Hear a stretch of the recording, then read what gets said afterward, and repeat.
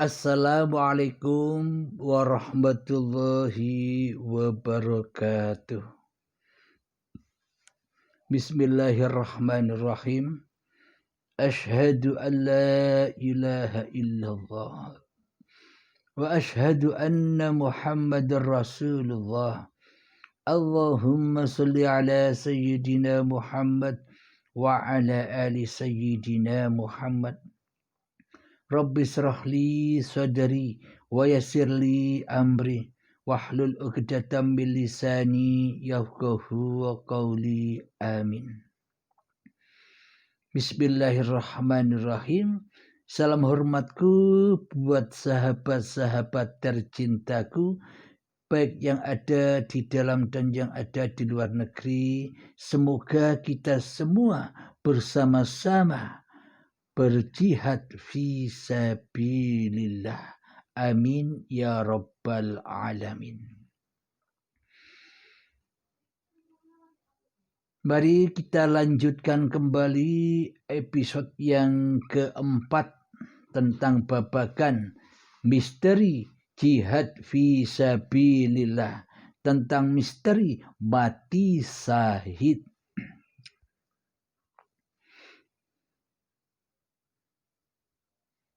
Jadi mati syahid itu ada babakan jasadiyah, ada babakan syariatnya, pun juga ada mati syahid secara hakikatnya yang sebenar-benarnya di sisi Allah.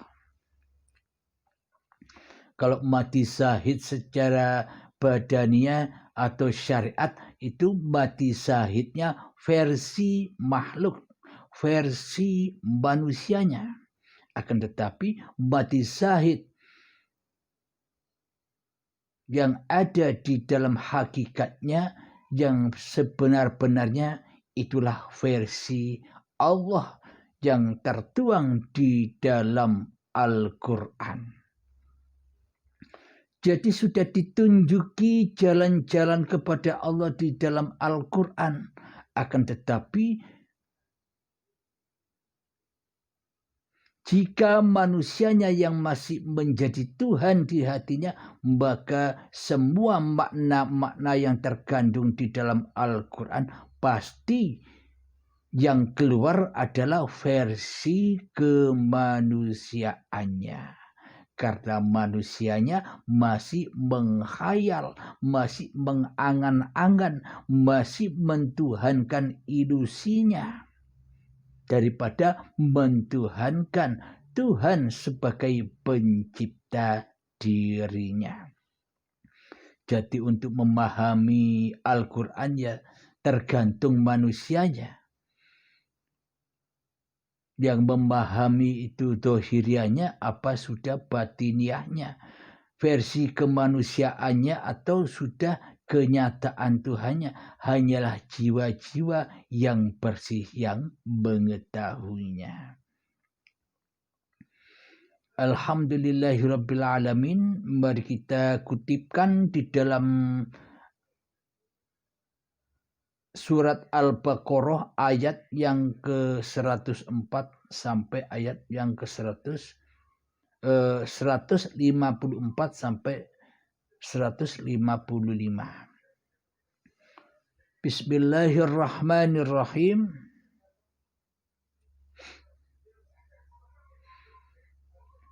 ولا تقولوا لمن يقتل في سبيل الله أموات بل أحياء ولكن لا تشعرون. Al-Baqarah ayat 154. Artinya, dan janganlah kalian mengatakan untuk orang yang terbunuh di jalan Allah itu bahwa mereka itu mati. Mereka itu hidup, akan tetapi kalian tidak mengetahuinya. Shadaqallahul azim. Jangan disangka manusia yang mati di dalam Fisabilillah itu manusianya mati. Akan tetapi sesungguhnya manusianya itu hidup kekal. Akan tetapi kalian tidak mengetahuinya. Kalau masih manusia yang wujud di hati kita, maka kita tidak tahu itu. Karena mata hati kita masih buta. Karena hati kita masih menjadi Tuhan daripada menjadi hamba. Jadi jelaslah ayat Allah ini. Mari kita ulang lagi agar bisa dipahami. Artinya, dan janganlah kalian mengatakan untuk orang yang terbunuh di jalan Allah itu bahwa mereka itu telah mati. Mereka itu hidup, akan tetapi kalian tidak mengetahuinya. Jadi maksud mutasabihat, rahasia di atas rahasia ayat ini adalah sebelum kita mengkaji sejarah hakikatnya, bila dikaji dengan secara syariat, secara badaniahnya, jangan dikira orang yang badan-badan yang sudah mati itu kau anggap mati. Jangan dikira badan-badan yang mati syahid berperang, jihad di jalan Allah, membela agama Allah itu badannya mati. Sesungguhnya ia hidup. Dan sesungguhnya kamu tidak mengetahuinya. Nah, bagi orang-orang yang mati syahid, ketika zamannya Rasulullah dulu mati syahid langsung dikubur dengan semua apa yang dipakainya tanpa dimandikan, langsung dikubur. Kita selama ini memahami bahwa orang-orang yang mati syahid secara syariat atau secara dohiriyah, mereka itu sesungguhnya tidak mati. Sesungguhnya mereka hidup kekal di sisi Tuhannya. Nah, kebanyakan kita mengartikan kadang-kadang dijumpai rohnya ini, dijumpai rohnya ini, dijumpai rohnya Kanjeng Nabi. Karena di dalam hati kita masih menghayal. Di dalam hati kita masih ilusi. Di dalam hati kita masih berangan-angan. Berhubung yang jadi Tuhan di dalam hati kita masih makhluk. Maka yang diangan-angankan. Maka yang masih didewa-dewakan di dalam hati kita ya sosok-sosoknya makhluk. Badan-badannya makhluk. Nah, jadi kalau kita terkadang ditemui sosoknya Kanjeng Nabi Muhammad, kita merasa mulia, kita merasa terhormat, kita merasa bangga di dalam dada kita daripada orang lain. Kita menganggap diri kita ahli surga. Karena kita telah bertemu atau bermimpikan sosok Kanjeng Nabi Muhammad secara dohiriyah, secara jasmania. Kita sudah merasa mulia, merasa bangga dicerita-ceritakan kepada orang lain. Inilah tertipunya akidah dan iman kita. Karena masih memandang, mentuhankan, mendewa-dewakan makhluk daripada mendewakan Allah sebagai pencipta makhluk. Tidak mendewakan Allah sebagai yang menghidupi makhluk itu. Akhirnya pemahaman kita disesatkan oleh iblis dan setan. Oleh iblis dan setan kita diutus memandang makhluknya. Jangan memandang di balik makhluk. Akhirnya mata hati kita buta akan rahasia siapa di balik makhluk itu. Al-insanu sirri. Sesungguhnya manusia itu adalah sebuah rahasia. Wa ana sirruhu. Dan aku Allah sebagai rahasia di balik manusia itu. Jadi bila manusia sudah berjihad mengusir iblis dan setan yang ada di hatinya, maka ia dikatakan mati syahid. Apanya yang mati? Bukan badannya yang mati. Meskipun badannya masih kelihatan hidup, tapi yang mati hatinya, pengakuannya atas kewujudan, kehidupan, kekuasaan ini telah dimatikan, telah dihancurkan, telah dikiamatkan. Jadi kehidupan, kewujudan, kekuasaan diri manusianya sudah dipersembahkan kembali dengan rela dan ridho kepada Tuhannya lah yang berhak wujud, Tuhannya lah yang berhak hidup, Tuhannya lah yang berhak berkuasa atas diri manusianya. Inilah yang dimaksud menegakkan kalimat La ilaha illallah. Inilah hakikatnya mati syahid itu. Mati yang husnul khotimah itu. Jadi sesungguhnya kelihatannya mati tapi hidup. Nah, jadi bagi orang-orang yang mati syahid itu, jangan kau kira orang itu mati, tapi sejatinya mereka itu hidup. Karena kamu tidak mengetahuinya. Apa maksudnya? Bagi orang-orang yang sudah berjihad fisabilillah di jalan Allah, menegakkan la ilaha illallah, sudah merojiunkan kewujudan, kehidupan, kekuasaan kepada Allah, maka matilah manusia itu dengan husnul khotimah. Jangan disangka orang itu sudah mati, sejatinya ia hidup kekal di sisi Allah. Maknanya apa? Bahwa yang nyata, yang hidup itu sudah Allah. Jadi meskipun kelihatannya manusianya itu masih hidup, tapi kemanusiaan di hatinya sudah mati. Karena manusianya sudah tak merasa hidup lagi, maka nyatalah hayatullah, maka nyatalah uripe Allah. Inilah yang dimaksud ayat di atas itu. Versi Al-Quran, bukan versi syariatnya. Kalau versi syariat kan yang dipandang bioskopnya. Akan tetapi bila versi hakikatnya yang dipandang filmnya. Bioskop tanpa film, bioskopnya tak ada.